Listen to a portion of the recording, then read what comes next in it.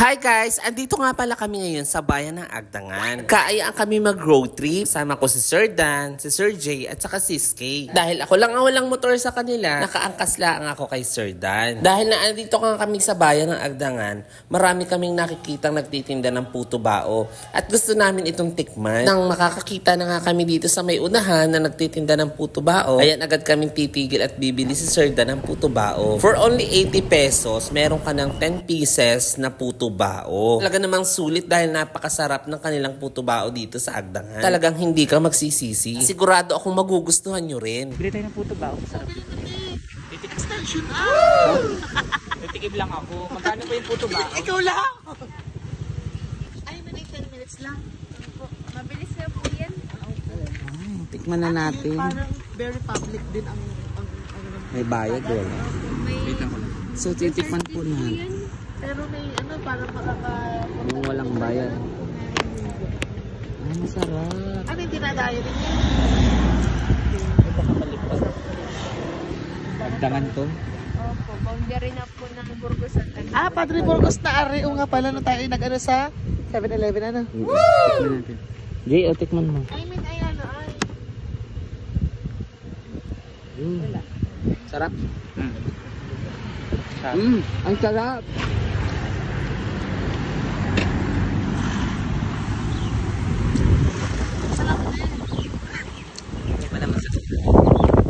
Baka malipat. May bukayo. Tsaka natin dyan. Maganda rin ito. May libre rin ito. Sarap. Harap. Jay. Ano yan? Sarap to. After nga ng tikiman na masarap na puto bao, diretso na kami dito sa bypass road na ito. Ito yung pinakamalapit na daan papunta ng dagat, sabi ni ate kanina na nagtitinda ng puto bao. Kaya agad na kaming dumaan dito. Medyo rough road nga ang dinadaanan namin kasi bago pa lang ginagawa ang daan na ito. Pero marami daw ditong resort. Meron nga ritong resort na ang pangalan ay Sagada. Nakita na namin ang sign. Kaya hudyat na ito na malapit na kami sa dagat. Ayan nga, dire-diretso na kami sa aming pagmumotor. At talaga namang napakaganda ng mga nadadaanan namin. First time namin makapunta dito. Maya-maya nga may madadaanan kaming mini grotto dito. Gusto sana namin akyatin kaso medyo bitin na kami sa oras. At ito na nga, natatanong na namin ng dagat. At tuloy-tuloy lang kami, hahanap kami ng lugar kung saan pwede kami magpicture at magstay. At tulad nga ng sabi ni ate kanina, marami ang resort dito. At ito nga yung Sagadat na nakita naming sign kanina. Dire-diretso pa din kami. Hanap lang kami ng magandang spot kung saan pwede kaming magpicture. Kung saan ko sila pwedeng picturean. Hanggang sa napadaan nga kami dito sa isang resort.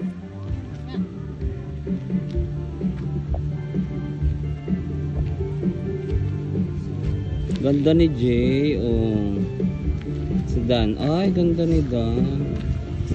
Ay, pogi naman ni Skay. Siya tatlong camera. Parang, ano yan? Video. At ayan, naglalakad na nga kami papuntang tabing dagat. Ganda naman yung spot, kaso mukhang wala kami masisilungan at hindi kami mag-i-enjoy mag-photoshoot dito. Dahil sa sobrang init, siguradong masusunog ang aming balat. Ay mali, lulutong pala. Kaya naman, humanap uli kami ng iba pang spot kung saan pwede kami magstay. Hanggang sa may nadaanan nga kaming isaw-isaw. Bigla kaming nagutom lahat. At dahil libre ako ni Sir Dan, ayan, medyo na parami ang kain ko dito. Ganon din sila. Sobrang sarap naman kasi ng isaw ni nanay.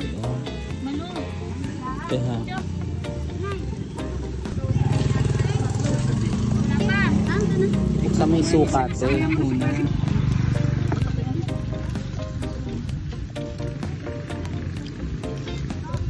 Tama kayo pinatiri, ate mo?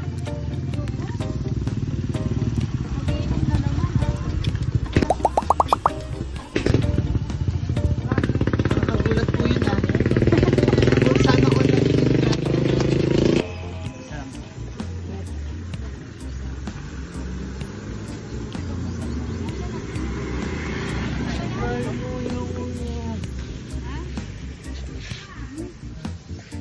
Ay, kaya pala sinipa niyan. Yung may anak?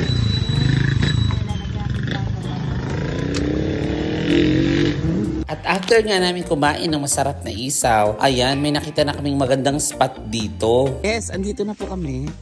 Dito po may libreng dagat. Wala. Oh, okay lang. Ano? Ay, to, oo nga.